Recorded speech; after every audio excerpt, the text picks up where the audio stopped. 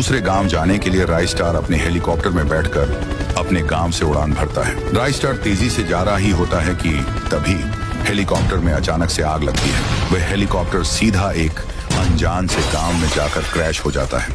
राइस्टार तो बच गया, पर उसका हेलीकॉप्टर तहस नहस हो गया था। राइस्टार ये गांव में पहली बार आया था। तभी 7 बज जाती है। धीरे धीरे अंधेरा हो रहा था। चौंकाने वाली बात यह थी कि चारों तरफ काऊ काऊ की आवाज आ रही थी। यह आवाज सुनकर लोगों के बीच अफरा तफरी मच जाती है। लोग अपने अपने घर के अंदर जा रहे थे। चेहरे पर अलग ही चिंता थी और उनके बदन थर थर कांप रहे थे। राइस्टार गांव में थोड़ा और घुस जाता है। राइस्टार को कुछ समझ में नहीं आ रहा था। तभी ऊपर से एक बड़ा कौवा उड़ते उड़ते राइस्टार की ओर बढ़ रहा था। वह कौवा राइस्टार पर हमला करने ही वाला था कि पीछे से किसी ने गोली मारी और वह कौवा वहीं मर गया। पीछे लाल शर्ट पहन एक आदमी आकर राइस्टार को हाँपते हुए कहता है, ओ साहब जी, तुम इधर क्या करता है? 7 बज गया, तुम यहाँ के नोही लगते हो। चलो जल्दी मेरे घर पे, वरना वो आ जाएंगे। राइस्टार उस आदमी की बात मानकर उसके घर में चला जाता है। अरे भाई, मुझे कोई बताएगा कि इस गांव में क्या हो रहा है? ये चारों तरफ से काऊ काऊ की आवाज क्यों आ रही है? और वो कौवा तो मेरे मुंह में ही घुसने वाला था। अच्छा हुआ तुमने उसे गोली मारी।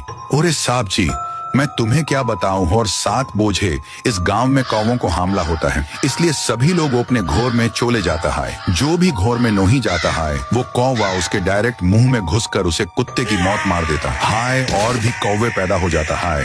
और तो और ये सब कौवे गांव के पीछे डरावने सूखे जंगल से आते हैं। ये बात सुनकर राइस्टार के रोंगटे खड़े हो गए। इसका पता वो लगाना चाहता था। फिर राइस्टार अगले दिन उसी सूखे जंगल में आ पहुंचता है। वो अच्छे से जंगल को देख ही रहा था कि 7 बज जाते हैं और वहीं काऊ काऊ की आवाजें आ रही थी। फिर भी राइस्टार और अंदर घुसता गया। उसको वहां पर एक पुराना कुआं दिखा।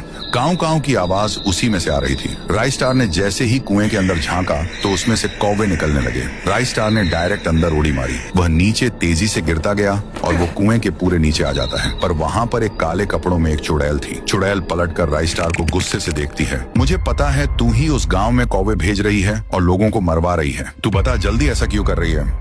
तू कौन होता है मुझसे पूछने वाला? अब तू नहीं बचेगा। तू अगर मुझे बताएगी तो मैं तेरी कुछ मदद कर सकता हूँ। बता। इतना कहते ही वो चुड़ैल रो के कहने लगती है। ये बात है 5 साल पहले की। तब मैं सारे गांव की महारानी थी और इस गांव में रहा करती थी। तभी एक दिन मेरे दरबार में मेरा मंत्री आया और कहने लगा, महारानी जी, आपके सल्तनत में एक ऐसा कुआं है जहाँ पर पानी की जगह सोना बहता है। अगर हम उस सोने को निकाल लेंगे तो हमारी सल्तनत में कोई भूखा नहीं सोएगा। उसके बाद क्या था, उस मंत्री ने मुझे एक जंगल में इसी कुएं के पास लेकर आया। उसके बाद मैंने इस कुएं में सोने की आस में झांकने लगी। तभी उस मंत्री ने मुझे पीछे से धक्का दे दिया और सीधा मैं उसके अंदर गिर के मर गई। उसने मुझे पागल बना के मेरी जान ले ली और खुद वहां का राजा बन गया। इसलिए मैं गांव में ऐसा हमला करवाती है।